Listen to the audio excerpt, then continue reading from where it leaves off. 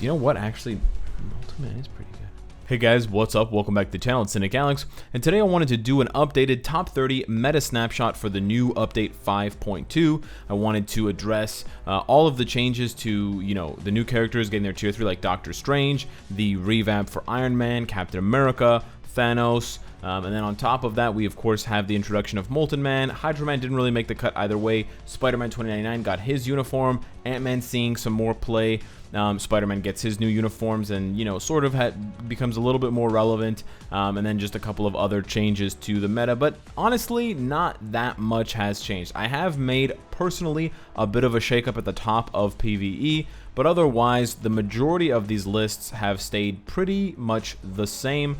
Yeah, the game modes that exist in the game right now just don't have enough of a shift, and there hasn't been a shift in terms of what is valuable. We're probably going to need a revamp of an existing game mode, especially when we look at PvP. Timeline, AC, and AT, these three major PvP game modes have not changed in years. And then when it comes to ABX, it hasn't changed in years either, really. I mean, it's changed a little bit with the introduction of rages and stuff like that, but it hasn't really changed in terms of the actual gameplay mechanics to make certain things better or worse. And so because of that, there isn't as much of a shift when you don't have a bunch of characters coming in to shake things up.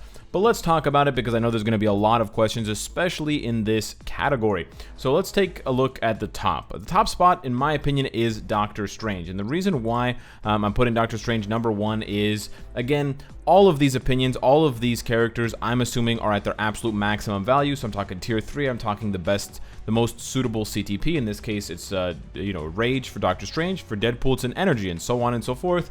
And I'm considering, great cards, great, maxed out mythic uniform, etc. Uru, blah, blah, blah, blah, blah. And again, these are just my opinions, so you don't have to agree with me, and you don't have to take what I'm saying as the absolute word of law. But I do think Doctor Strange, in my opinion, is the number one PvE character, because he hits all of the boxes. He can do pretty much every single world boss, and he does extremely high stages of some of the most difficult world bosses. And this is something that I was thinking about. There are a lot of characters that can push into the 60s, into the 70s against Ebony, which I do think, although it's impressive, it does not quite compare to someone being able to push stage 50, stage 60 against Cull Obsidian. Stage 60 Cull Obsidian is many times more difficult than stage 60 Ebony Maw. Cull Obsidian has more health. Cull Obsidian has debuff removal, so you can't mind control him for the entire time, unless you're Doctor Strange. And Cull Obsidian has, way more damage, bleed, he's got all of these different effects,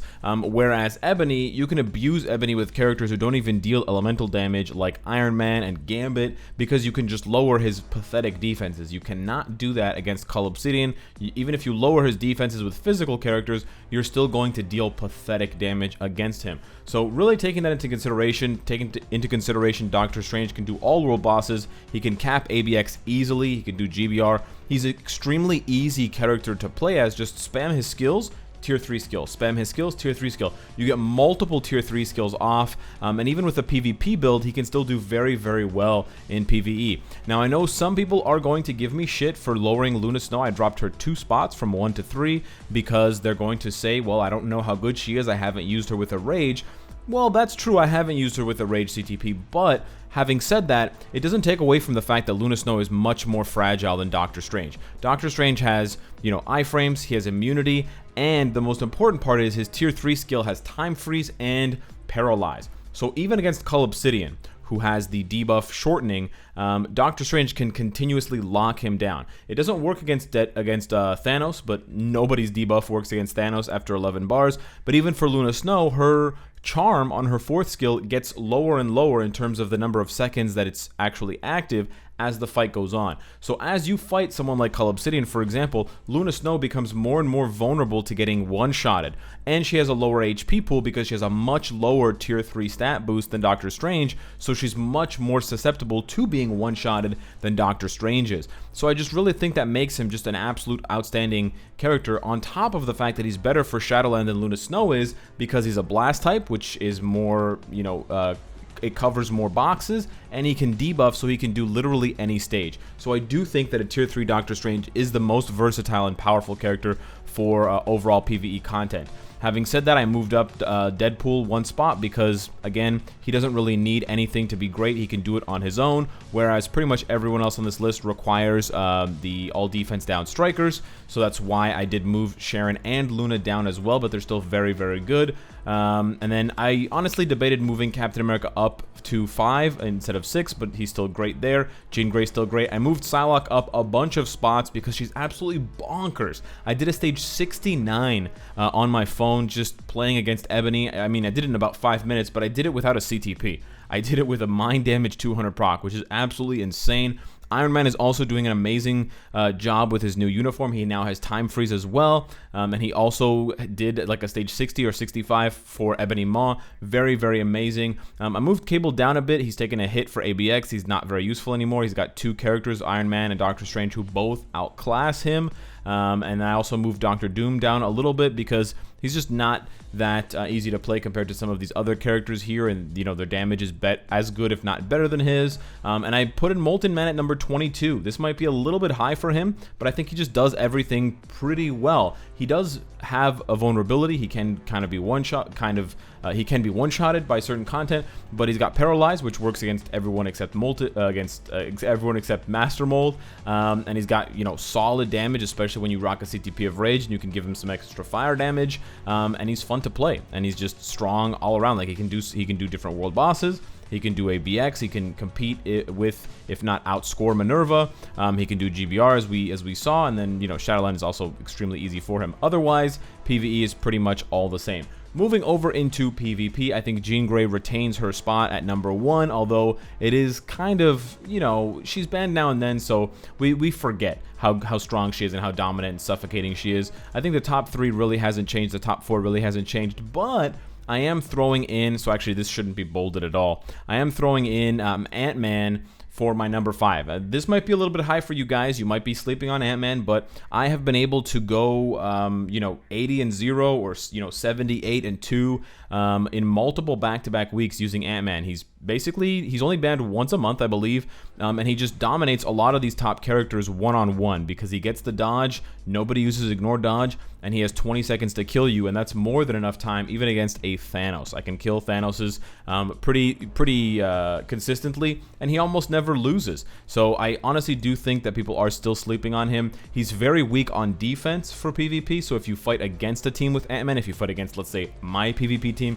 he is going to seem pretty shit in timeline, but honestly, if you play with him, you will see the magic, and if you just watch my streams and you'll see the magic. You set him up, and you just have to be a little bit careful with his tier 2 passive, and you have to wait those 10 seconds out in between, but otherwise, he can even take down Captain Marvels because, again, nobody runs ignore dodge, and that pretty much continues to make him relevant, continues to make Spider-Man relevant, continues to make Spider-Man 29, and even Quicksilver relevant. The only reason those 3 names are also in the top 15 is because they have lots of lots of guaranteed dodge and lots of dodge.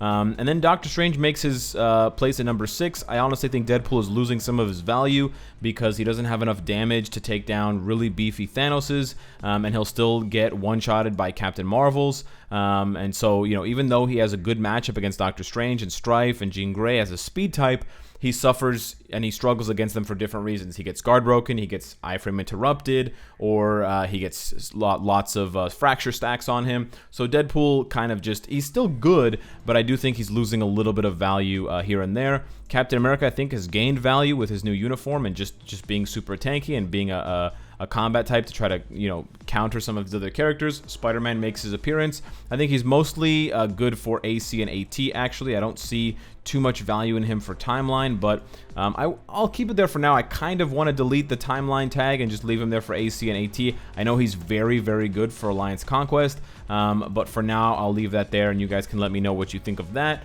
And then Spider-Man 2099 right there, sandwiched between Wolverine, Scarlet Witch, and Quicksilver. I think it's fair. I don't think he's amazing, to be honest, but he is definitely in like the second tier of PvP characters. And if, you know, all of these were banned, I would definitely be putting Spider-Man 2099 on my team because he is good enough in that sense. And then Quicksilver rounds out the list of the top 15. Again, I don't see him too often, and I'm less impressed with him the more I play against him, but he still has his value, and if he ever gets his tier 3, he may be number 1 because he'll be able to kill the blast types and the universals, but he'll also be able to counter the other dodgers because he has, I believe, 40 or 50% guaranteed, or sorry, 40 or 50% ignore dodge. So he doesn't need to worry about, you know, coming up against an Ant-Man and not being able to hit him. Basically, the rest of the PvP list, to be honest with you, hasn't changed because, like I said, these game modes haven't been updated in more than a year, and I think these meta snapshots are going to continue to have these sort of back 15 just being pretty much untouched because Netmarble just doesn't want to update game modes, so there really isn't much space for characters to grow if the game modes aren't changing and if the characters aren't changing. New characters are going to come in and jump up to the top of the ranks because they're new and Netmarble loves power creep.